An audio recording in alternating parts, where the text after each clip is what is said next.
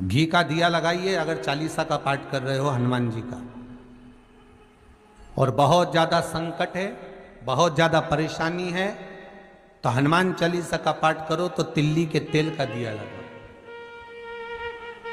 काली तिल के तेल का दिया, तिल का तेल का दिया हनुमान जी के सामने आसन बिछाकर, बहुत तकलीफ है तो 3 पाठ प्रतिदिन करो, और एक आसन से जितने समय 9 बजे अगर आप बैठते हो पाठ करने तो 9 बजे ही बैठना है। 11 दिन तक प्रतिदिन 3 पाठ रोज करो।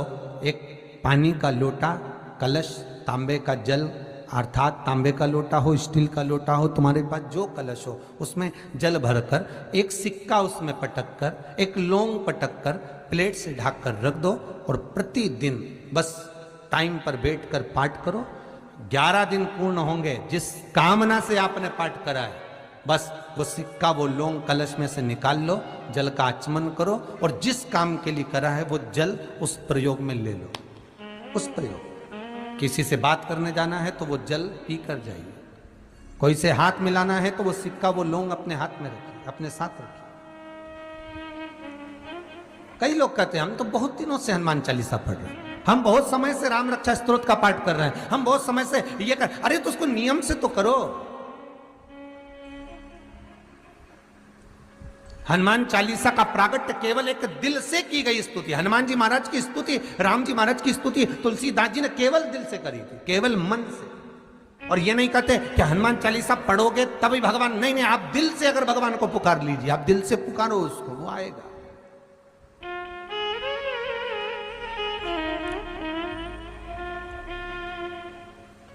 वो प्राप्त होगा हमारा और मिलेगा, उसके मिलन में देरी नहीं हो सकती महाराज, उसके मिलने में कोई चूक नहीं हो सकती, बस मन से पुकारो। आपको श्रवण करके तो देखो कि शिव जी के पास में भांग क्यों रखी है, क्योंकि मंथन के समय पर जब समुद्र का मंथन किया गया, सुमेरु की रई बनाकर, शेषनाग की नेति बनाकर, कच्छप भगवान की पीठ पर उस रई को रखकर जब मंथन का क्रम प्रारंभ किया गया, तो उस मंथन में सबसे पहले जो निकली वो गौ माता निकली, और गाय के निकलने के बाद जो विष प्राप्त हुआ, उस विष को ले जाकर किसको दिया जाए।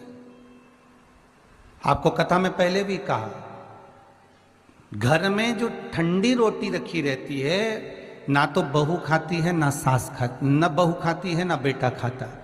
बहू सोचती है कि मैं अपने पति को क्यों खिलाऊं, ना पति खाएगा ना बहू खाएगी।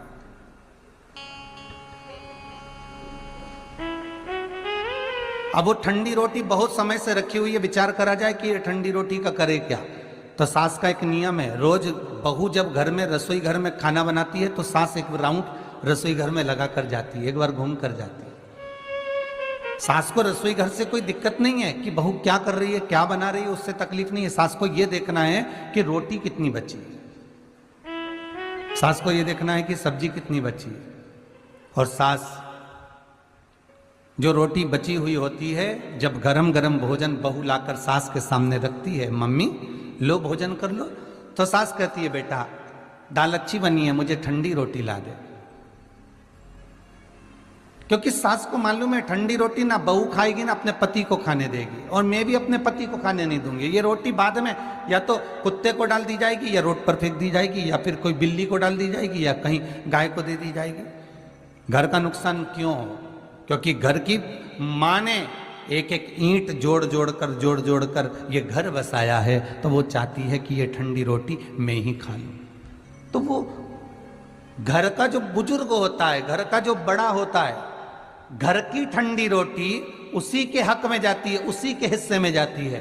उसी तरह जब मंथन में लक्ष्मी जी निकली, भगवान के हिस्से में चली गई। मंथन में अमृत निकला, 33 कोटि देवताओं के हिस्से में चले गया। और मंथन में गौ माता निकली, वो देवहित में चली गई। पर मंथन में जो विष निकला वो महादेव के हक में आया, क्योंकि देव अधिदेव महादेव ये देवताओं के भी देव हैं। अर्थात भगवान नारायण हो, ब्रह्मा हो, इंद्र हो, आदिक आदिक जितने देवता, जितनी देवियां, ये जितने देवी देव हैं, इन सब का अगर जगत में कोई पिता है, जगत का कोई देव है, तो वो महादेव ही है। महाराज जो अमृत पिए वो देव है, और जो विष पिए वो महादेव है, क्योंकि विष पीना कोई सरल नहीं है।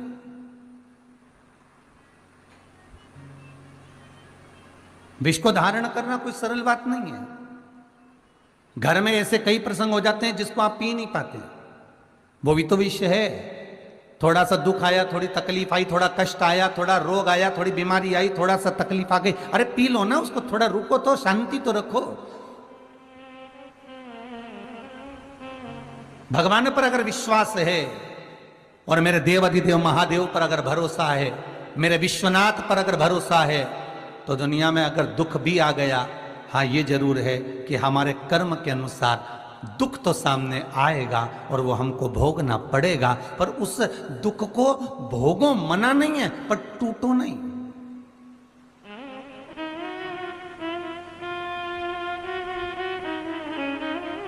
कई लोगों के खबर आती है, महाराज जी हम तो बड़े तकलीफ में हैं, हम बड़े कष्ट में, हम बड़े दुखी, हम तो मर जाएं तो अच्छा। अरे तो मरने से कौन सा फायदा होगा? मरो मरो सब कोई कहे, मर के देखे कोई, मरो तो ऐसा मरो कि फिर संसार में जन्म ना होई। हम तो मर जाएं तो अच्छा। कई लोग फोन करके कहते हम तो बड़े तकलीफ में, बड़े दुखी हो गए, परिवार से, कुटुंब से, हम तो मर जाएं। तो कितनी बार मरोगे? जहां पर नौकरी कर रहे हो, सर्विस कर रहे हो, उस नौकरी में, उस सर्विस में अगर ड्यूटी पूरी नहीं करोगे तो नाइट ड्यूटी में लगा दिया जाएगा, पर नौकरी तो पूरी करवाई जाएगी, ड्यूटी पूरी कराई जाएगी। 8 घंटे की अगर ड्यूटी है, 8 घंटे की नौकरी है, 8 घंटे की सर्विस है, तो 8 घंटे पूरे लेगा मालिक। उसी तरह अगर मान लो अभी तुम्हें दुख मिला, तकलीफ मिली, कष्ट मिला और तुम प्राणों को त्याग दिए, तुम मर भी गए, तो ये मत सोचना कि तुम्हें मुक्ति मिल जाएगी। फिर जन्म लेना पड़ेगा, फिर भोगना पड़ेगा, फिर मरो, फिर जन्म लेना पड़ेगा। पर जितना दुख अभी झेल रहे हो उससे 1000 गुना फिर झेलना पड़ेगा। इसलिए नौकरी पूरी कर कर जाइए, अपना कर्म पूरा कर कर जाओ, अपनी ड्यूटी पूरी कर कर जाओ। और जितना अपना नौकरी, अपनी सर्विस, अपनी ड्यूटी पूरी कर कर जाओगे तो रात को नींद जो लोगे वो चैन की लोगे। और अगर सोचा कि मैं तो मर जाऊं तो अच्छा, मैं तो चले जाऊं तो अच्छा, तो मरो। फैशन चल रहा है मरने का, तो आजकल अखबार खोलो, जब मालूम पड़ जाए कि ये मर गया, वो मर गया, मरो। पर तरीका चेंज करो। ये जहर खाकर मर जाना, रस्सी बांधकर मर जाना, कुएं में डूब के मर जाना, ये थोड़ा चेंज करो। अब की बार अगर मरने की प्लानिंग आए तो ये चेंज करना है कि मैं भजन करते करते प्राणों को त्यागूं, जिससे मेरा अगला जन्म ही नहीं हो। मैं स्मरण करते करते, मैं भगवत भजन करते करते, मैं नाम जाप करते करते, मैं नाम कीर्तन करते करते, मैं भगवान शिव की आराधना करते करते, मैं शंकर का अनुमोदन करते करते मैं भगवत चित्त को धारण करूं।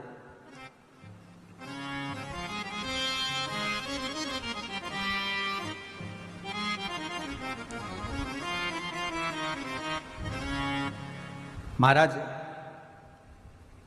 कभी तो सुनेगा महाराज, हाँ ये जरूर है, मेरा भोले जैसा कोई भोला नहीं होगा, इसलिए उसका नाम भोला है। कभी तुमने किसी देवता का नाम इतना सरल देखा? भोला, एकदम भोला शब्द ही कैसा हो जाता है, बिल्कुल भोला, एकदम कोई मतलब ही नहीं। कितना आनंद में बैठा, इतनी भरी ठंड में, इतनी भरचक ठंड, चारों तरफ पानी गिर रहा है, बर्फ गिर रहा है, ओले गिर रहे, कोहरा पड़ रहा। आप में से कितने लोग हैं जो इतनी भरचक ठंड में शंकर जी के मंदिर गए हो तो कुनकुना पानी करके लेकर गए? थोड़ा ताता ताता पानी, थोड़ा कुनकुना कर कर, थोड़ा गर्म कर कर शंकर जी को चढ़ाने गए? है कोई जिसने शंकर जी को कुनकुना पानी चढ़ाया हो, ताता ताता पानी चढ़ाया हो? नहीं। वही सुबह से लोटा भरा, या शंकर जी के मंदिर में गए तो बाल्टी में से एक लोटा भरकर हर हर महादेव कर कर चढ़ा दिया। शंकर भगवान से जरा पूछो तो पार्वती कई बार बोली ठंड नहीं लग रही। भोलेनाथ जी बोले इनके भीतर के मन के आनंद के कारण मुझे ठंड भी नहीं लगती है। अब इतना भोला कहां मिलेगा जो इतनी ठंड में भी ठंडे पानी से नहा रहा? बोलो जरा। और आपकी कहें तो, मान लो आपकी कहें कि फिर आप तो कहेंगे महाराज बिना गर्म पानी के हम कैसे रह सकते हैं महाराज। मेरा देव अधिदेव महादेव, मेरा करुणा सागर, मेरा त्रिकालदर्शी, मेरा कैलाशी, मेरा अविनाशी, मेरा शिव अगर बैठा है तो अलमस्त होकर आनंदमय, मेरा भोला बनकर मेरी अलमस्ती में बैठा, उसे कोई मतलब नहीं किसी से। जो आया जो मांगा उसने उसको दे दिया, बस दिल से अगर पुकारा तो उसने सुन लिया। भगवान काय की सुनता है? हृदय की, मन की, दिल की। अगर दिल की नहीं सुनता होता तो कई लोग कहें कि जिनके हाथ नहीं होते, कई लोग कहते हैं हम तो भगवान की सेवा करते हैं इसलिए भगवान हम पर प्रसन्न होता है, तो जिनके हाथ नहीं होते क्या उनको भगवान नहीं मिलता है?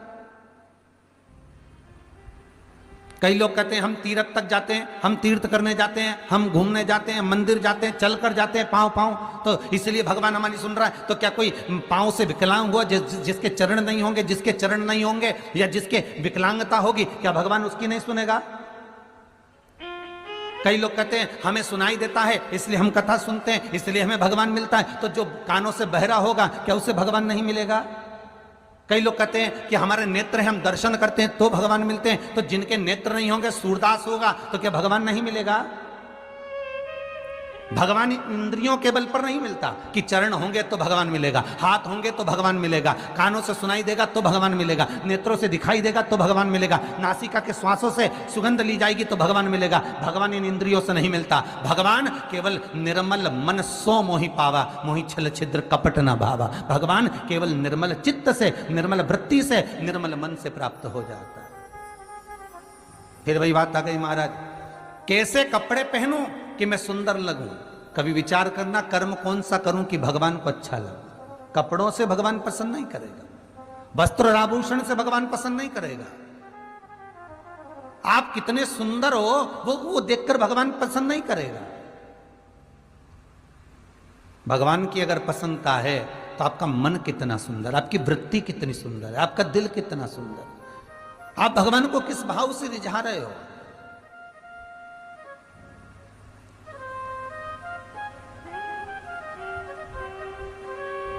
सारे की सारे अपन जितने लोग हैं पूरी भारत की भूमि पर, क्या पूरे विश्व में जितने भी हैं, रोज हनुमान चालीसा पढ़ते, रोज शिव चालीसा पढ़ते, रोज सरस्वती चालीसा पढ़ते, कोई लक्ष्मी चालीसा पढ़ता, कोई कृष्ण चालीसा पढ़ता, कोई गोवर्धन चालीसा पढ़ता। नित्य प्रति हम भगवान की चालीसा पढ़ रहे हैं, पर हमने ये सोचा, कभी विचार करा कि इस चालीसा का मतलब क्या होता है?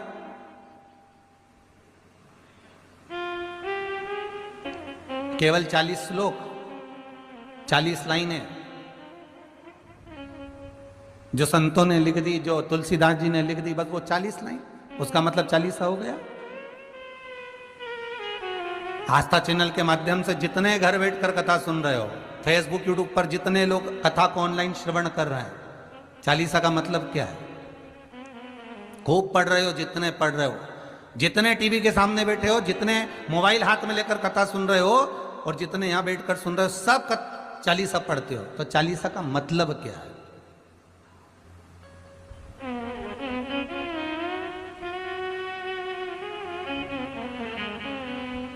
सबसे पहली 40 किसने रची थी? महाराज, सबसे पहली 40। अगर कोई प्रश्न कर ले आपसे, बीच कथाओं में कई बार हमने भी आपको कहा कि सबसे पहली 40 की रचना श्री तुलसीदास जी ने करी थी। जिस समय तुलसी बाबा के पास में एक स्त्री आकर रो दी, नैनों से जल बह रहा है उस स्त्री के, और तुलसी बाबा भगवान की भक्ति में डूबे, राम नाम का स्मरण कर कर, रामचरितमानस का स्मरण कर कर गंगा के घाट से निकल कर जा रहे हैं, और वो स्त्री तुलसीदास जी के सम्मुख में आकर रुदन कर दी, तुलसीदास जी के सामने आकर रो दी, नैनों से अश्रु बह रहा है। क्या हो गया? मेरा पति। तुलसीदास जी को लगा क्या पता क्या बोलना चाहती है। अरे हुआ क्या? मेरा पति, मेरा पति 4 बार वो माता कहती है। तुलसीदास जी पूछते हैं हुआ क्या, ये तो बताओ। कोई कह रहा है कि मेरा पति मर चुका है। अरे क्यों चिंता करती है, गंगा का जल ले और शिव का स्मरण कर। तुलसीदास जी कहते हैं शंकर विश्वास रूपीणो, शिव विश्वास है, शिव का स्मरण कर। जा ये गंगा का जल लेकर तो शंकर जी का नाम लेकर तेरे पति पर छीट पिला। कौन कहता है कि तेरा पति मर गया? अगर कुछ ज्यादा दुख भगवान देता है तो किसी सदगुरु के चरणों में भेज देता कि ये मार्ग बता देगा, ये तेरे कष्ट का निवारण कर देगा। अगर कोई दुख आया, कोई तकलीफ आई, कोई कष्ट आया तो किसी सदगुरु की शरण में, किसी संत की शरण में, किसी ज्ञानी की शरण में भगवान भेज देता है। जा वहां पहुंच जा, होगा। क्यों चिंता करती है? ये जल ले जा।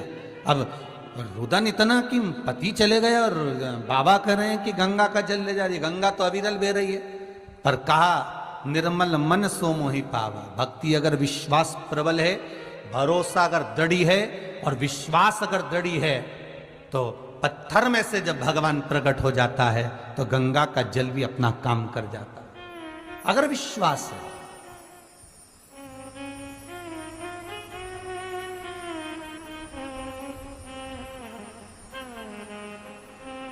सुबह जबलपुर की एक माता जी आई थी, शायद चली गई, दिख नहीं रही है।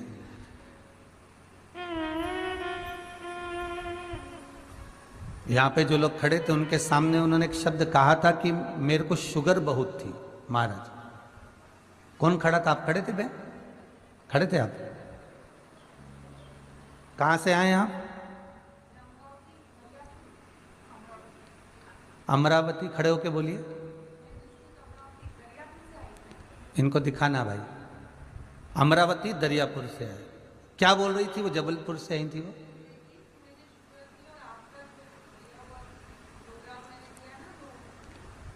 बेलपत्र वाला तो शुगर उसकी आराम से हो गई बिल्कुल, अब ना ऊंची जाए ना नीची जाए। ये विश्वास है, ये बाबा की कृपा है। अगर विश्वास है शंकर पर, अगर भरोसा है मेरे शिव पर, उसका एक ही कहना था महाराज जी बस शुगर बहुत ऊंची नीची हो रही थी। कथा एक बार सुन ली, आपने कहा था बेलपत्र चढ़ी हुई शिव जी की खाना है, बस पाई। आज संपूर्ण तरह से सुखी हो गई। जहां इंजेक्शन लगते थे रोज लगाकर खाना खाती थी वो सब बंद हो गया। ये बाबा की कृपा। भरोसो दृढ़ इन चरणन केरो, श्री वल्लभ नक्षचंद्र छटा बिन सब जग माही अंधेरो। अगर विश्वास है तो शिव है। अकाल मृत्यु वो मरे जो काम करे चंडाल का, और काल उसका क्या बिगाड़े जो भक्त हो महाकाल का। जो शंकर की उपासना करता है, जो शिव की आराधना करता है, वो दुख कैसे पा सकता? आया मान लो कर्म के दंड के अनुसार दुख आ भी गया तो बाबा उसको हर लेगा, धीरे धीरे हरता है। भगवान कोई तुम सोचो कि बिल्कुल तुम आज के जमाने के लोगों को तो एकदम चमत्कार चाहिए कि हमको तकलीफ ही न तुरंत मिट जाए, तो भगवान कहता है मैं भगवान हूं। और भगवान का मतलब होता है तेरे भवन के अंतर्गत गमन करने वाला, रहने वाला, तेरे भीतर, तेरे अंदर, तेरी चित्तवृत्ति में, तेरे मन के अंदर। मैं मंदिर में नहीं रहता, मैं देवालय में नहीं रहता, मैं तेरे चित्तवृत्ति में, तेरे भीतर, तेरे मन में निवास करता हूं। और जिस दिन तेरे भीतर विश्वास प्रकट हो जाता है, भगवान कहते हैं उस दिन मैं बाहर निकल जाता हूं, अपने आप तेरे सामने आ जाता हूं, तेरे दुख को काटने के लिए, तेरी तकलीफ को, तेरे कष्ट को मिटाने के लिए भगवान स्वतः प्रकट हो गए।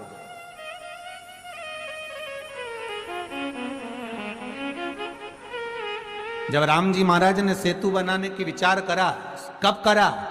जब राम जी महाराज पूर्ण तरह से, मेरे रामचंद्र भगवान समुद्र से विनती कर लिए, हनुमान जी से बोल लिए, सबको कह दिए, सारी तरह से जब श्री राम जी महाराज देख लिए कि अब ये काम नहीं हो सकता, तब मेरे राम जी ने विचार कर लिया अब कोई राह दिखा सकता है तो वो शंकर दिखा सकता है। तो लंका में चढ़ाई करने से पहले, सेतु बांधने से पहले भगवान शंकर की स्थापना कर दी, शिवलिंग की प्राण प्रतिष्ठा कर दी, शंकर के शिवलिंग को विराजमान कर कर पूजन कर दी कि हे भोलेनाथ, अब मार्ग कोई नहीं बता सकता, आप बता सकते हो, अब आप प्रकट होइए। और जब इस मन से, इस चित्त से, इस वृत्ति से विश्वास जब प्रकट होता है तो वो एक बिंदु के रूप में प्रकट होता है। वो सामने मेरा शिव आ गया और सामने जब भगवान शंकर आए और शिव जी ने कह दिया, आपने सेतु बांधना तैयारी करो, आप चिंता ना करो, बांधो अब सेतु। तो महाराज विश्वास हमें प्रबल करना है, हमारा भरोसा, हमें दृढ़ता, हमें प्रखर करना। आज के जमाने में लोग बहुत जल्दी डिग जाते हैं, बहुत जल्दी डोल जाते हैं, तुरंत थोड़ा सा दुख आया, तकलीफ आई, कष्ट आया, यहां चले गए, वहां चले गए, पहले इनसे कह दिया, उनसे काम नहीं बना, उनसे कह दिया, उनसे काम नहीं बना, उनसे कह दिया, उनसे काम नहीं बना, उनसे कह दिया। सारे जगत में जब डोल लिए, सारे जगत में जब विनती कर ली, सारे जगत में जब घूम कर आ गए, तब अंत में तब भगवान के पास आकर बैठे। और निवेदन यह है, शिव महापुराण ये कहती है, 24,000 श्लोकों की श्रृंखला ये कहती है, 12 संहिताओं का ये सुख कहता है कि सबसे पहले अपने मन की बात अपन भगवान को जाकर कह दें, अपने इष्ट देव। और हम ये भी नहीं कहते कि तुम शंकर जी से कहो, आपकी जिससे अच्छी पटे उसे पटा लो,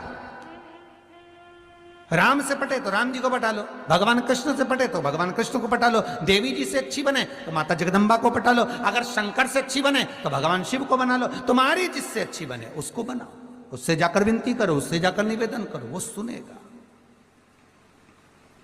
वो पाएगा।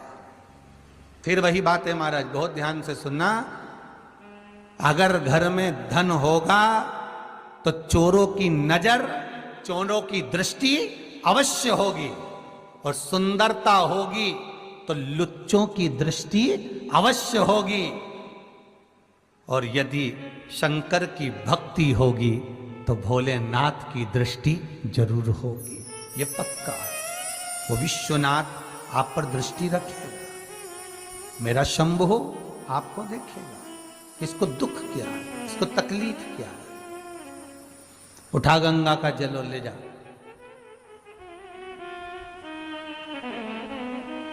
उठा गंगा का जल। स्त्री कहती है तुलसीदास जी के सामने, सबसे पहली चालीसा की रचना तुलसी बाबा करें, इधर देखिएगा कथा पर, उठा गंगा जल और चली जा। तो स्त्री कहती है कि ये गंगा का जल तो मेरा पति भी घाट पर पड़ा है गंगा के, मेरा पति गंगा के घाट पर ही पड़ा है, और मैंने कई बार गंगा का जल उस पर डाल भी दिया है, पर वो उठ नहीं रहा। मैंने कई बार गंगा का जल डाला पर वो उठा नहीं, मैंने कई बार गंगा का जल छीट दिया पर वो उठ नहीं रहा। सब कह रहे हैं वो मर चुका है, वो मर गया। तुलसीदास जी बोले, अरे विनती को स्वीकार कर, तू गंगा का जल उठा और ले जा। तो यही तो गंगा बह रही है उस घाट से,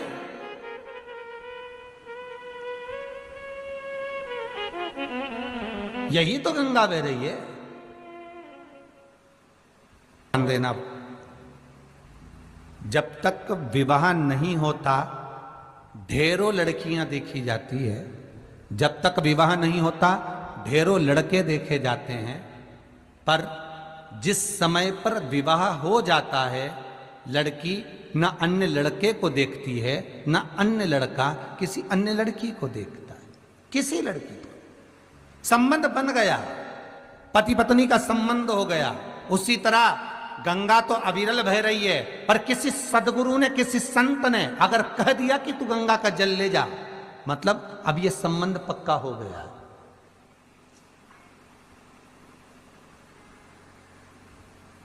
श्रीमद् भागवत में एक भजन आप हमेशा सुनते आए होंगे महाराज, सत्संग ने मेरी बात चलाई, सतगुरु ने मेरी कीनी रे सगाई,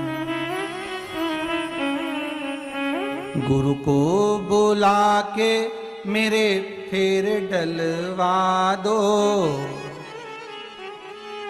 और मुझे मेरे कान्हा की दुल्हन बना दो।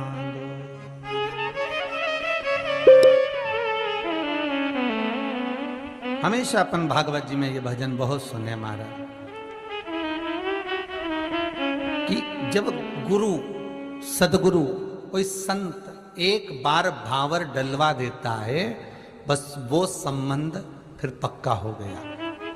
अभी तक गंगा बह रही है, तूने गंगा का जल उठाकर डाला भी, पर पति जीवित नहीं हुआ। तुलसीदास जी कह रहे गंगा ले जा, तो फिर स्त्री फिर बोली मैंने कई बार डाल दिया पर जीवित ही नहीं हुआ। अच्छा किसी को कोई बता दे सियोर वाला महाराज ये बोला है और तुम ये उपाय कर लो, तो हम तो कब से दिया लगा रहे हैं परिंडे के पास, हम तो कब से मंदिर जा रहे हैं, हम तो शंकर जी के मंदिर कब से जा रहे हैं, पर अभी तक तो फायदा ही नहीं हुआ, हम तो कब से कर रहे हैं, और तुम तो अब बता रही हो, हमने तो कितनी बार कर लिया। अब बताया ना, अब जा।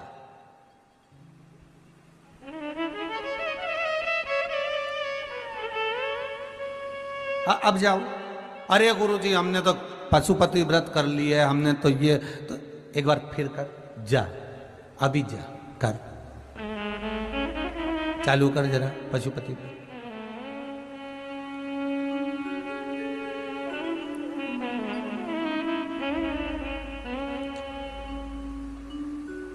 अब फिर बोली गुरुजी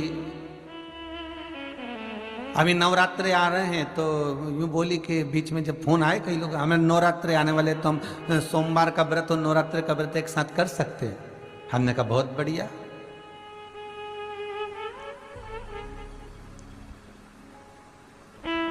अब भगवान से आशा लगा के बैठिए कि भगवान मेरी सुन ले, और भगवान को ही चूना लगाने के चक्कर में बैठी है कि दोनों व्रत एक साथ करके दोनों को ही काम हो जावे, तो भगवान कभी इस व्रत से राजी हो गया या इस व्रत से राजी हो गया।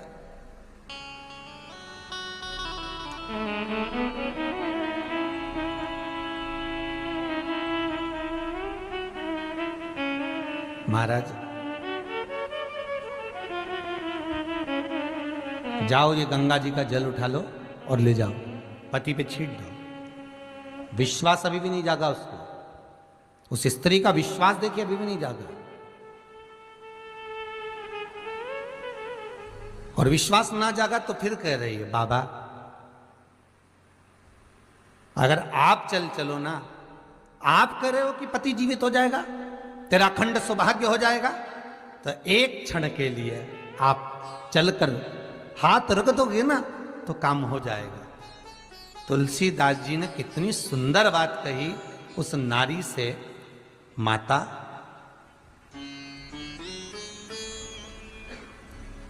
जब तुम गुरु के वचन पर विश्वास नहीं कर पा रहे हो, तो गुरु पहुंच भी गया तो क्या विश्वास रहेगा, क्या विश्वास। माता केवल आप ये जल ले जाओ और आप छीट दो, ले जाइए जल उठाकर। अब सोचा अब ले जाती हूं, और फिर भी कह रही है गुरुदेव कुछ कृपा। गुरुजी के उठा लो, पानी का लोटा भर कर लेकर गई, पति पर छीटा, पति जीवित हो गया। पति तो जीवित हो गया, अकबर को सूचना मिल गई, और अकबर को सूचना मिली कि एक संत ऐसा है कि मरे हुए को भी जिंदा कर देता है। अकबर ने कहा बुलाओ उसको, हमारे राज्य में हमारे क्षेत्र में ऐसा संत कि मरे हुए को जिंदा कर दे, तो वो तो हमारे पास रहना चाहिए। मान लो हम कभी मर गए तो हमारी पत्नी उससे कह के हमें जिंदा तो करा देगी। बुलाओ जरा संत को। तुलसीदास जी आए अकबर के यहां। महाराज अकबर ने कहा हमने तुम्हारा बहुत नाम सुन रखा है। जी महाराज तुम मरे हुए को जिंदा कर देते हो।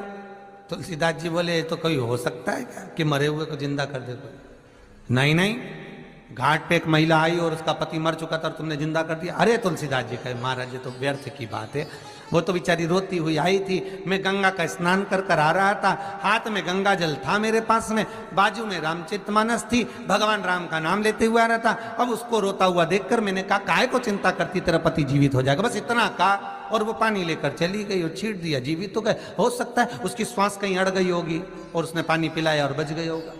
महाराज मेरा कोई भाव नहीं, पूरे नगर में बात हो रही है कि आप मरे हुए को जिंदा कर देते हो, प्रैक्टिकल करवा। एक मुर्दा लेके आओ, मुर्दा रख दिया, तुलसीदास जी का इसको जीवित करो। तुलसीदास जी बोले ये तो कभी हो ही नहीं सकता, मरे हुए को कौन जिंदा करे?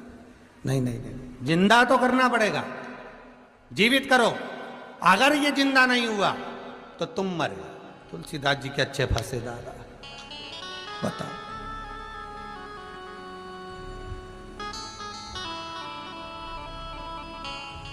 ये बड़ी बड़ी विचित्र फंस गए जी। होता है ये, उसी में का हाल हो गया। जैसे एक संत जा रहे थे तीर्थ करने के लिए, तो चेले को छोड़ गए आश्रम में का चेला तुम यहीं रहना, शालिग्राम जी की सेवा करना। जी गुरुदेव। अब इतने बड़े शालिग्राम, अब उनकी सेवा करता। एक दिन चेला आम के पेड़ के नीचे सोया, ऊपर दिख गया आम। अब उसने सोचा राम जी आम तो बड़ा सुंदर लग रहा है पर चढ़ना नहीं आता, तोड़े कैसे?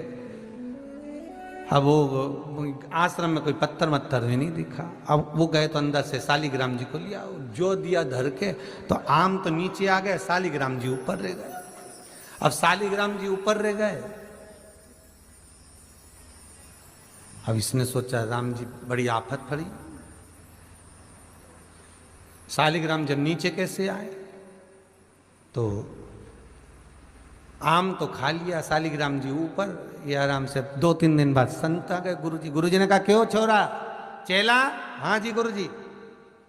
शालिग्राम जी कहाँ गए? चेला बोला गुरुजी रोज चंदन घिसते थे, उनको लगाते थे, वो घिसा हुआ तो बचोगे। 24 घंटे तुमको दिए हैं, 24 घंटे के बाद तुम मरोगे। अब इतने में एक शिष्य ने, अकबर के द्वारपाल ने कह दिया चमत्कार क्या दिखाना है, तो कि इसको बंद कर दो। 24 घंटे में अगर ये तुलसीदास इस जेल से बाहर हो जाए तो समझ लो कि तुलसीदास भगत है, और नहीं तो ये ढोंगी है। कर दो, बंद कर दिया कारागार में। तुलसीदास जी मन में सोचे अब भगवान को इतनी सी बात के लिए क्या परेशान करना। फिर भी मन नहीं माना। तब सबसे पहली चालीसा तुलसीदास जी ने उस कारागार में, उस कैद में एक एक चौपाई लिखकर प्रारंभ कर दिया महाराज। एक श्री गुरु चरण सरोज रज, निज मन मुकुर सुधार।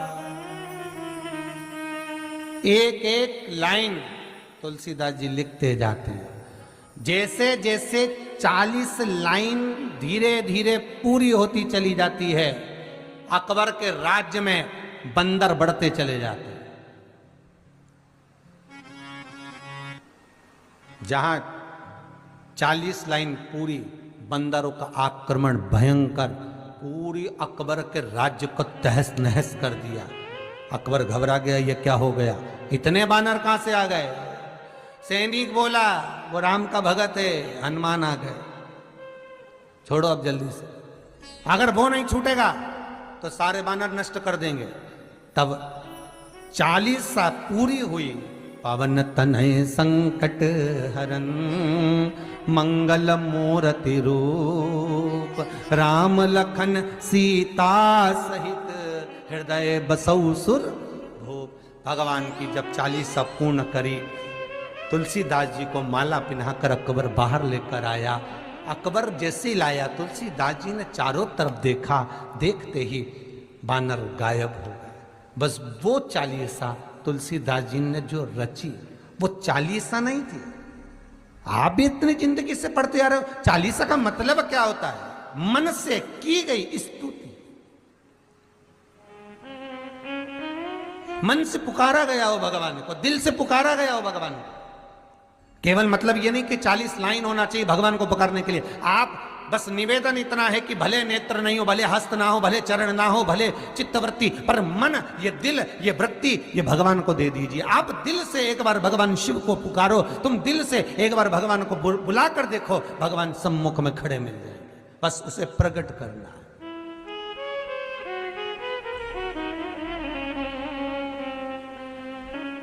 खूब मथो, दूध को दही बन गया, दही का मक्खन, मक्खन का घी बन गया और वो घी निर्मल भाव को प्रकट कर दिया। देखो कीमत बढ़ी है अपने आप। दूध की कीमत कितनी है? 40 रुपया किलो, ठीक है।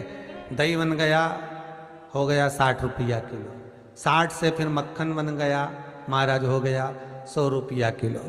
100 से फिर मक्खन से घी बन गया महाराज, सीधी कीमत बढ़ गई 450 रुपये किलो। कितनी कीमत बढ़ी? बस मथना है उसको और कीमत बढ़ती चली जाएगी। जिस समय आप इस मन का, वृत्ति का, चित्त का मंथन करोगे भगवान के चरणों में बैठकर कि हे परमात्मा। और कई लोग तो ऐसे हैं, उनका आज तक हनुमान चालीसा पढ़ना नहीं है, आज तक कोई चालीसा, चाहे गायत्री चालीसा हो, लक्ष्मी चालीसा हो, शिव चालीसा हो, पढ़ना ही नहीं आती। बस बैठ गए भगवान के सामने और पढ़ लिया आसन लगा के। नहीं नहीं नहीं, चालीसा पढ़ने का भी एक नियम है। अगर कोई लक्ष्य लेकर पढ़ रहे हो तो उसका एक नियम है। पूरी जिंदगी पढ़ते रहोगे तो भगवान की प्राप्ति नहीं है, पर लक्ष्य लेकर अगर पढ़ा है आसन से, जिस भगवान की चालीसा पढ़ रहे हो उसकी मूर्ति या उसका फोटो आपके सामने होना चाहिए। एक घी का दिया, अगर हनुमान चालीसा पढ़ रहे हो तो या तो घी का दिया जलाओ, वो भी गाय के घी का हो, भैंस के घी का मत जलाना। हनुमान जी कभी प्रकट नहीं होंगे भैंस के घी से। बहुत ज्यादा परेशानी है तो हनुमान चालीसा का पाठ करो तो तिल्ली के तेल का दिया लगाओ, काली तिल के तेल का दिया, तिल का तेल का दिया हनुमान जी के सामने आसन बिछाकर। बहुत तकलीफ है तो 3 पाठ प्रतिदिन करो और एक आसन से जितने समय 9 बजे अगर आप बैठते हो पाठ करने तो 9 बजे ही बैठना है। 11 दिन तक प्रतिदिन 3 पाठ रोज करो। एक पानी का लोटा, कलश, तांबे का जल अर्थात तांबे का लोटा हो, स्टील का लोटा हो, तुम्हारे पास जो कलश हो उसमें जल भरकर, एक सिक्का उसमें पटक कर, एक लौंग पटक कर प्लेट से ढक कर रख दो और प्रतिदिन बस टाइम पर बैठकर पाठ करो। 11 दिन पूर्ण होंगे, जिस कामना से आपने पाठ करा है बस वो सिक्का, वो लौंग कलश में से निकाल लो, जल का आचमन करो और जिस काम के लिए करा है वो जल उस प्रयोग में ले लो। उस प्रयोग, किसी से बात करने जाना है तो वो जल पी कर जाइए, कोई से हाथ मिलाना है तो वो सिक्का, वो लौंग अपने हाथ में रखिए, अपने साथ रखिए। कई लोग कहते हैं हम तो बहुत दिनों से हनुमान चालीसा पढ़ रहे हैं, हम बहुत समय से राम रक्षा स्तोत्र का पाठ कर रहे हैं, हम बहुत समय से ये कर। अरे तो उसको नियम से तो करो। हनुमान चालीसा का प्रागट्य केवल एक दिल से की गई स्तुति। हनुमान जी महाराज की स्तुति, राम जी महाराज की स्तुति तुलसीदास जी ने केवल दिल से करी थी, केवल मन से। और ये नहीं कहते कि हनुमान चालीसा पढ़ोगे तभी भगवान, नहीं नहीं, आप दिल से अगर भगवान को पुकार लीजिए, आप दिल से पुकारो उसको, वो आएगा। नियम है महाराज, बहुत ध्यान दीजिएगा। पंचमुखी हनुमान का एक स्मरण, पंचमुखी हनुमान का एक भाव। महाराज जैसे बहुत ज्यादा तकलीफ अगर व्यक्ति को हो गई है, बहुत कष्टमय जीवन चल रहा है, हार गए हर जगह से और तकलीफमय जीवन चल रहा है, तो पंचमुखी हनुमान का एक शिव महापुराण का और स्कंद पुराण का एक बड़ा सुंदर मंत्र है। उस मंत्र को आप सब एक बार हमारे साथ में बोलें। ओम नमो हनुमते रुद्र अवताराय सर्व शत्रु संहारणाय सर्व रोग हराय सर्व वशीकरणाय रामदूताय स्वाहा।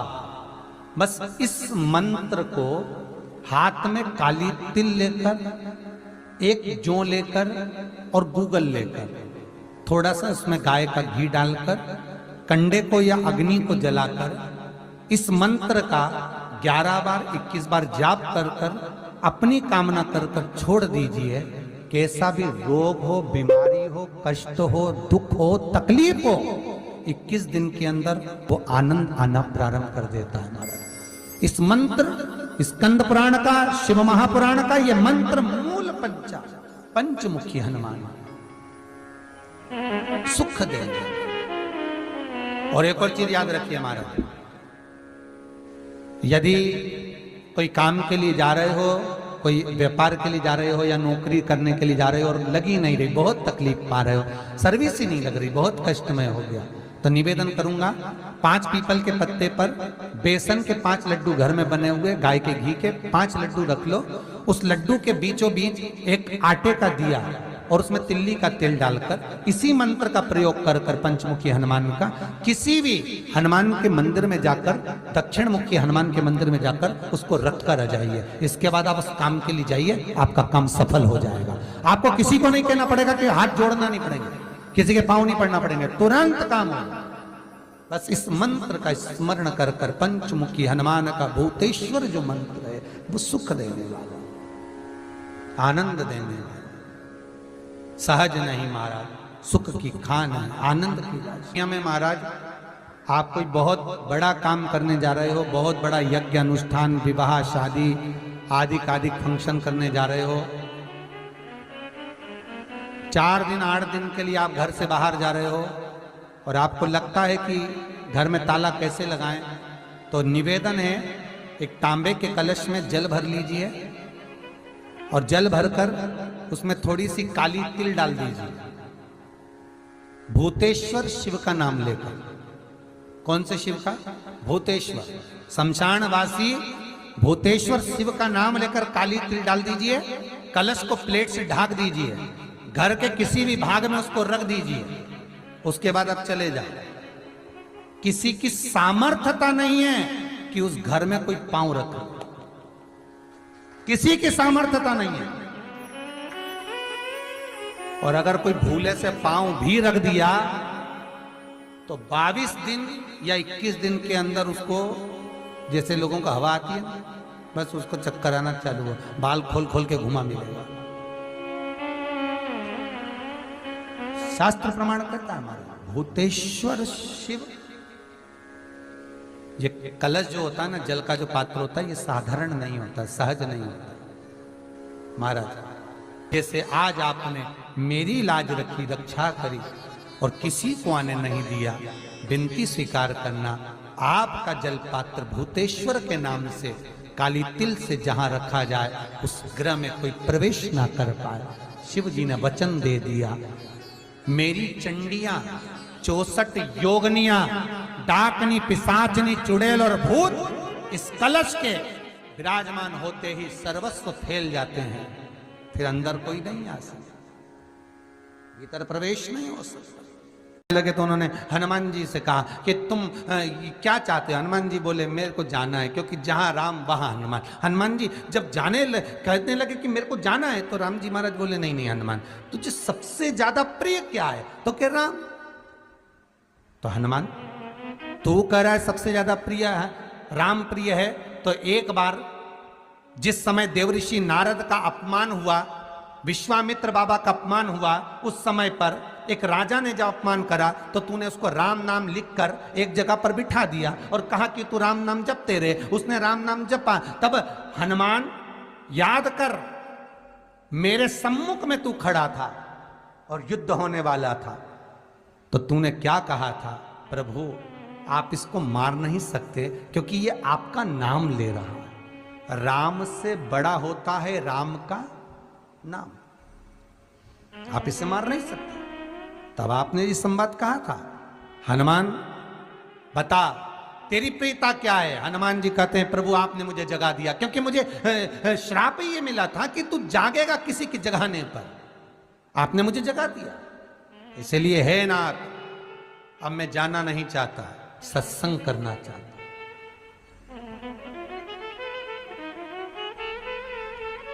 श्री राम जी का चरित्र है। अब मैं सत्संग करूंगा, भजन करूंगा, नाम जाप करूंगा। पर राम जी जानते हैं हनुमान से कहा, हनुमान मेरा जाने का समय आ गया, मुझे तो जाना पड़ेगा ना। सीता पृथ्वी में चली गई, मुझे भी जाना है। मैं सरयू के जल में अपने प्राणों को त्यागूंगा, मानव का शरीर है, इसको त्यागना तो पड़ेगा ना हनुमान। हनुमान जी बोले तो त्याग दो, त्यागने में क्या दिक्कत है, त्यागो आप तो। पर दिक्कत एक बहुत बड़ी है।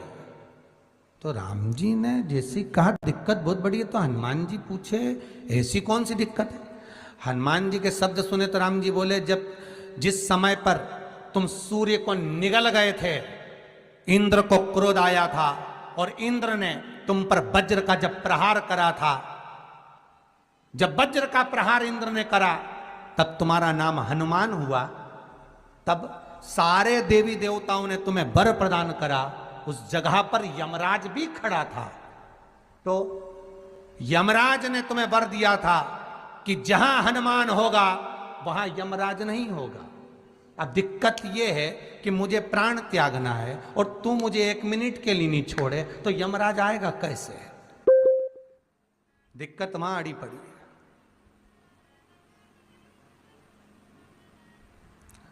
हनुमान जी मुस्कुरा के बोले राम जी महाराज से, प्रभु मैं आपके बिना रह नहीं सकता। तो राम जी बोले, मैं भी जानता हूं कि तू मेरे बिना नहीं रह सकता, पर एक काम तो कर सकता है ना। क्या? मैं अगर कोई काम बताऊंगा तो तू करेगा कि नहीं करेगा? हनुमान जी बोले, आपका काम और मैं ना करूं, ऐसा कभी हुआ है? जरूर करूंगा। ठीक है। बस अब राम जी महाराज ने सोच लिया कि हनुमान को जाने से पहले काम पर लगाना। अब वो कौन सा काम था?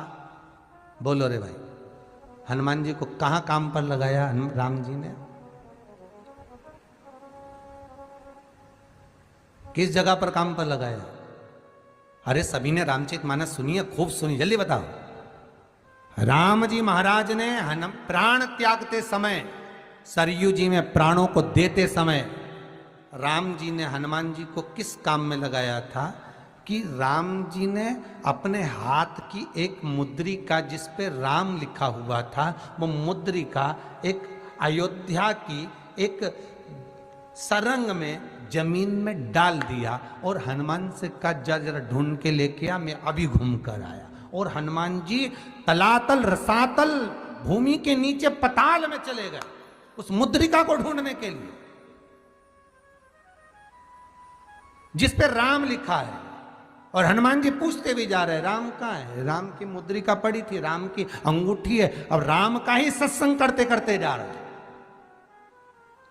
और राम जी चले गए सरयू, क्योंकि हनुमान अगर होगा तो यमराज नहीं आ सकता। हनुमान को यहां से हटाना पड़ेगा तब यमराज लेने के लिए आ सकता, तब यम आए। और क्योंकि यम अपने नियम को धारण करेगा, चाहे कृष्ण हो चाहे राम। वही बात फिर याद कर लीजिए, अच्छा कर्म करिए, कर्म का दंड तो भगवान को भी भोगना पड़ता है।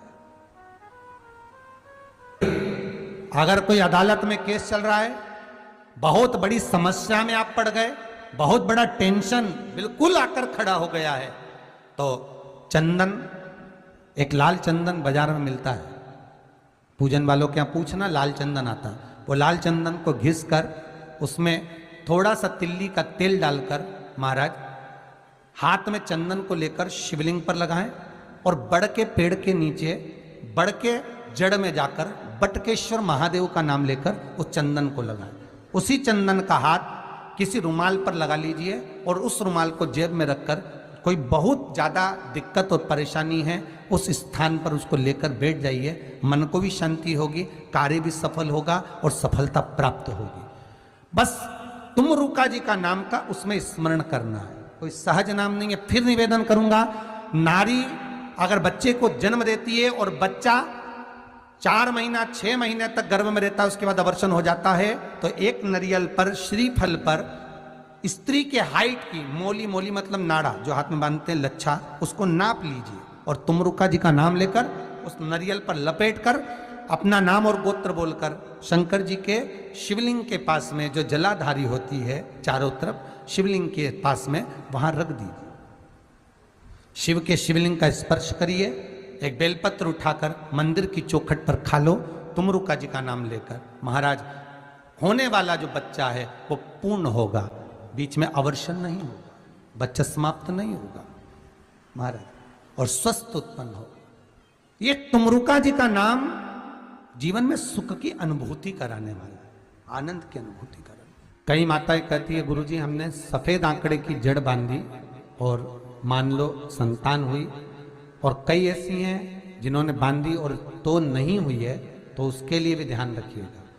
18 साल हो जाएं, 17 साल हो जाएं, 10 साल हो जाएं, 12 साल हो जाएं और घर में बच्चा नहीं है, संतान नहीं है, तो प्रयास करना सफेद आंकड़े की जड़ को लेना, तुमरुका जी का नाम लेकर 21 बार शिवलिंग पे से घुमाना, रजस्वला धर्म के 7वें दिन कमर पर बांध लेना और उसी दिन से एक पीपल का पत्ता मंगवाना, शंकर भगवान पर चढ़वाना और पीपल के पत्ते को गौ माता के दूध में उसको उकलवाना।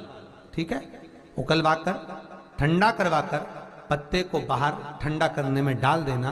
दूध जब ठंडा हो जाए हथेली पर उस गिलास को रखना और भगवान शिव का तुमरुका जी का नाम लेकर उसको पीना चालू कर देना।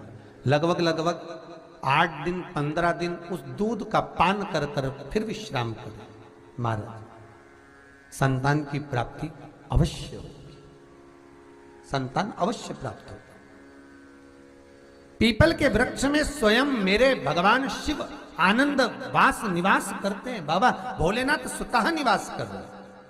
केवल एक पीपल के वृक्ष में कितना सुंदर लिखा पद्म पुराण में कि 52,000 ब्राह्मण का एक साथ निवास पीपल के वृक्ष में होता है। एक साथ निवास। शंकर का एक अवतार श्री हनुमान जी महाराज है। हनुमान जी महाराज को 3 तरह की माला समर्पित होती है। एक आंकड़े के पत्ते की, दूसरी बेलपत्र के पत्ते की, तीसरी पीपल के पत्ते की। ये 3 तरह की माला जब शंकर हनुमान जी महाराज को समर्पित होती है।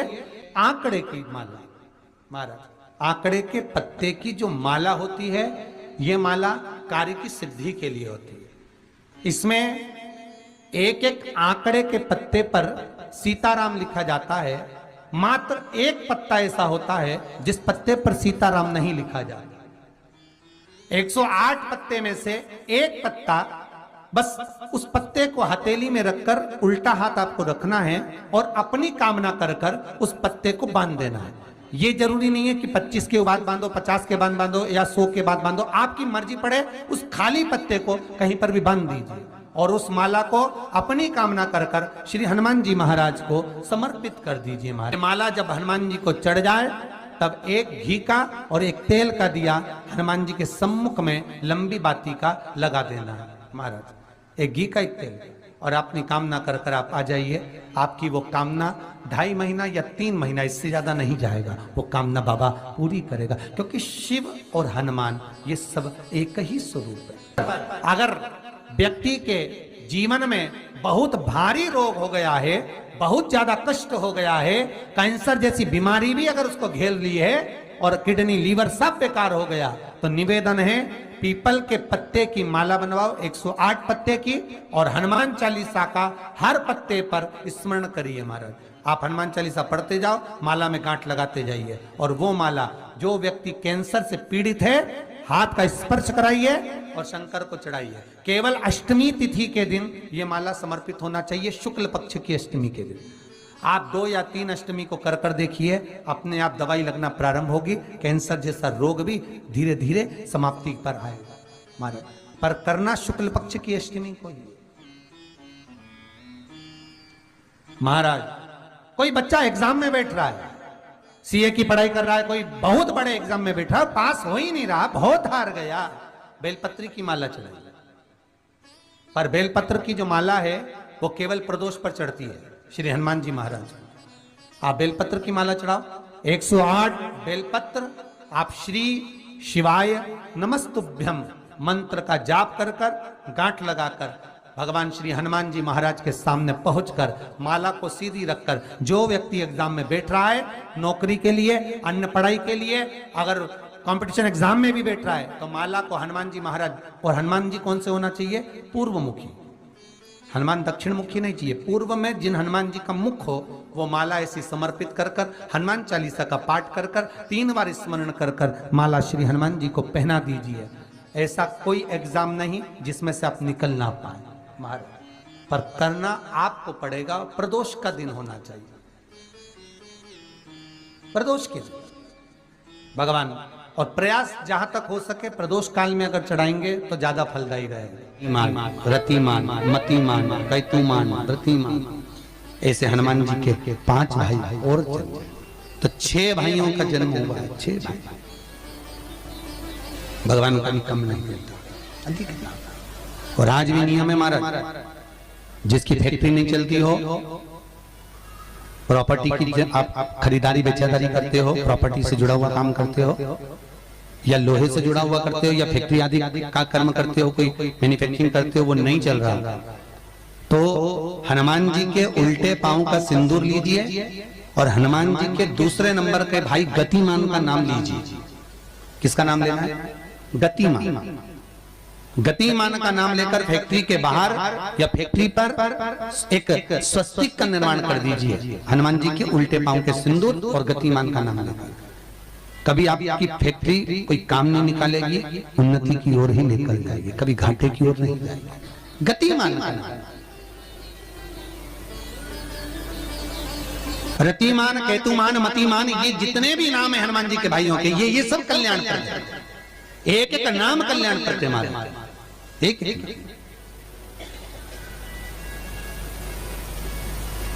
महाराज। वो जिन बच्चों को निमोनिया हो जाता है ना, वो सर्दी का कोटा रहता है, बहुत सर्दी बच्चों को बनी रहती है, तो हर दिन 5-10 दिन में बाकी दौड़ के डॉक्टर के पास लेके जाओ, फिर डॉक्टर के पास ले। वैसे तो डॉक्टर के पास बच्चे आजकल के जमाने के जाते ही जाते हैं, हर 15 दिन 20 दिन में। तो इसके पीछे वो चले जाएं। एक हास्य व्यंग में हमसे पूछा किसी ने, महाराज जी आज के बच्चे बार बार हॉस्पिटल डॉक्टर क्यों जाते हैं? तो हमने कहा देखो भैया, बच्चा जहाँ जन्म लेता है उनसे प्रेम ज्यादा होता है। पहले नानी के घर में पैदा होता था, इसलिए नानी के घर ज्यादा जाता था, दादी के घर में ज्यादा पैदा होता था, इसलिए दादी के घर ज्यादा जाता था। आज के बच्चे हॉस्पिटल में ज्यादा पैदा होते हैं, इसलिए हॉस्पिटल ज्यादा घूमने जाते हैं। ये हास्य। पर यदि बच्चे को सर्दी ज्यादा होती है, निमोनिया ज्यादा होता हो, ठंडा का कोटा ज्यादा रहता हो, तो पीपल के 5 पत्ते महाराज उस पर घृत लगाकर हनुमान जी के तीसरे नंबर के भाई व्रतिमान का नाम लेकर, व्रतिमान का नाम लेकर बच्चे की छाती पर एक वस्त्र से उसको बांध दीजिए, रात्रि भर बंधे रहने दीजिए महाराज। और बांधना कौन से दिन है? 12 तिथि को, बस एक बार बांधना, उसके बाद सर्दी का कोटा नहीं रहता महाराज, बच्चा स्वस्थ अपने आने में। व्रतिमान हनुमान जी महाराज के जितने भी भाई हैं, सबका आनंद सुख चरणारविंद का सुख देने वाला भगवान श्री हनुमान जी महाराज चैत्र की पूर्णिमा के दिन प्रकट होते हैं महाराज। पवन तनय संकट हरन मंगल मूरत रूप, राम लखन सीता सहित हृदय बसौ सुर। श्री हनुमान जी महाराज का प्रागट्य होता है, चारों तरफ सुख ही समाहित हो जाता है, आनंद ही आनंद स्थापित हो जाता है चारों। अब दोनों में अंतर देखिए। हनुमान जी की जब स्तुति गाई जाती है तो बोला जाता है विद्यावान गुणी अति चातुर। फिर से बोलो एक बार लाइन से, विद्यावान गुणी अति चातुर। हनुमान जी विद्यावान थे और लंका का राजा रावण विद्वान था। क्या था? जम के बोलो विद्वान। ये विद्यावान, वो विद्वान। तो एक प्रश्न सामने खड़ा होता है कि विद्यावान और विद्वान में क्या अंतर है?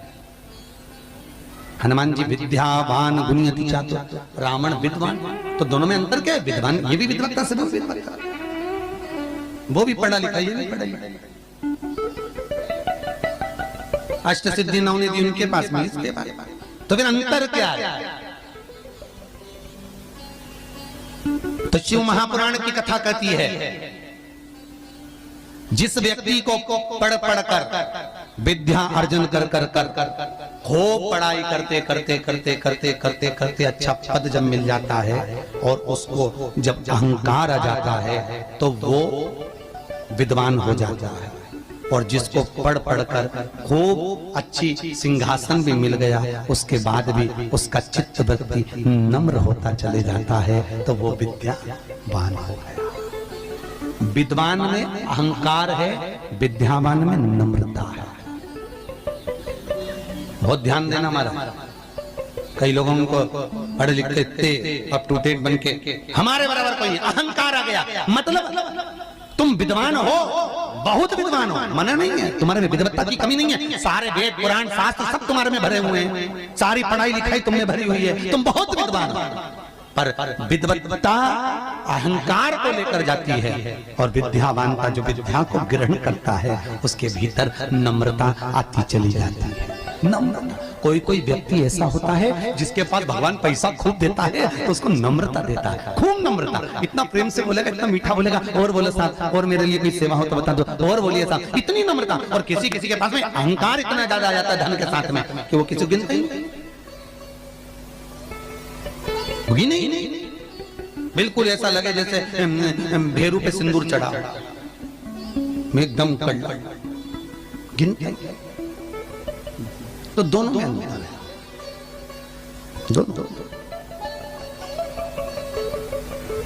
नम्रता अगर आपके भीतर पढ़ाई लिखाई के साथ में, विद्या के साथ में आ रही है तो समझ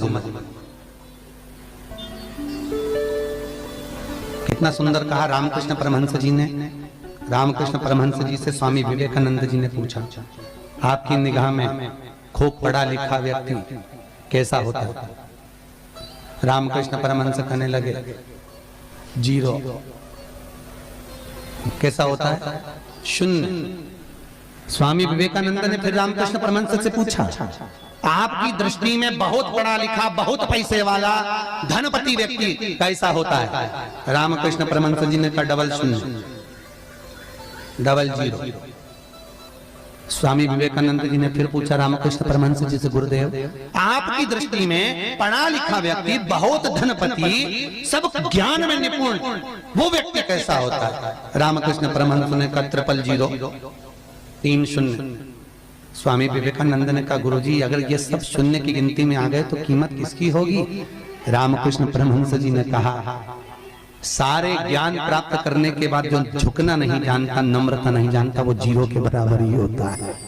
और जिसके पास में धन भी है, विद्या भी है, सारी निपुणता है, और जिसके भीतर नम्रता बनी हुई है, उसके आगे एक लगा दिया जाए तो वो करोड़ों की गिनती में हो जाता है। उसके आगे एक का कई लोग बड़ी अभिमतता में जीते हैं, मेरे बराबर कोई नहीं। और जो में करके मर जाता है, अगला जन्म बकरा बकरी का हो जाता है, में करता फिरता है। छुपकली और बकरा बकरी दोनों पहचान जाओ, बहुत परिचित है। तुम्हारे दरवाजे पे भी कोई बकरा बकरी दिखे तो समझ लेना तुम्हारा रिश्तेदार आया है। में करके मर गया, मेरा घर, मेरी परिवार, मेरा कुटुंब, मेरी घर, मेरी गाड़ी, मेरा बंगला, मेरा मेरा मेरा करके मरा, बकरा बकरा। मैं तत्व में अभिमतता,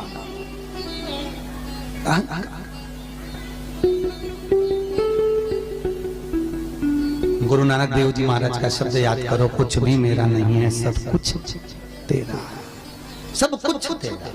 इसलिए बोले सो निहाल, सब कुछ तेरा, हमारा कुछ है, हमारे भीतर कुछ है तो वो परमात्मा। हनुमान जी महाराज प्रकट हुए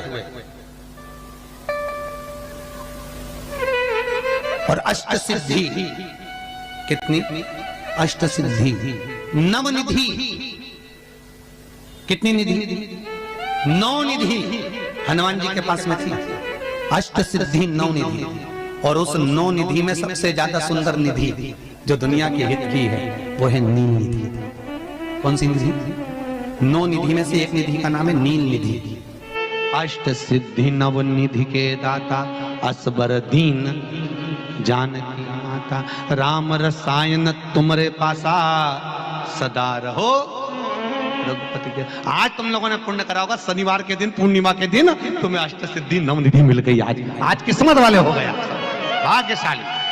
अष्ट सिद्धियां नवनिधियां प्राप्त हो गई, गाते गाते पूरी जिंदगी हो गई थी। रोज हनुमान चालीसा पढ़ते थे, रोज बोलते थे अष्ट सिद्धि नवनिधि की गाता। अष्ट सिद्धि थी कौन सी, नवनिधि थी कौन सी? बच्चे पूछे तो बता तो सकते हो कि अष्ट सिद्धि ये है, नवनिधि ये है, और किस किस चीज का क्या क्या लाभ। अष्ट सिद्धि मालूम है? अरे जल्दी बोलो, नहीं मालूम? लिखना चालू करो वापस। अष्ट सिद्धियां, पहली अणिमा, दूसरी महिमा, तीसरी गरिमा। अष्ट सिद्धियों में पहली अणिमा, दूसरी महिमा, तीसरी गरिमा। ये हनुमान जी महाराज की जो अष्ट सिद्धियां हैं, इन सिद्धियों के लिए आपको ज्ञात होना चाहिए, हनुमान जी महाराज के जब घर में तुम रोज हनुमान चालीसा का पाठ करती हो, आज एक दिन हो गया, कल दूसरा दिन हो गया, तीसरा दिन हो गया, कैलेंडर में जो पंचांग हो कैलेंडर हो, उस कैलेंडर में एक निशान बनाकर रखो कि आपके 108 जब पाठ पूरे हो जाएं तब 108 बाती आप हनुमान जी महाराज की इन अष्ट सिद्धियों के नाम से लगा दीजिए।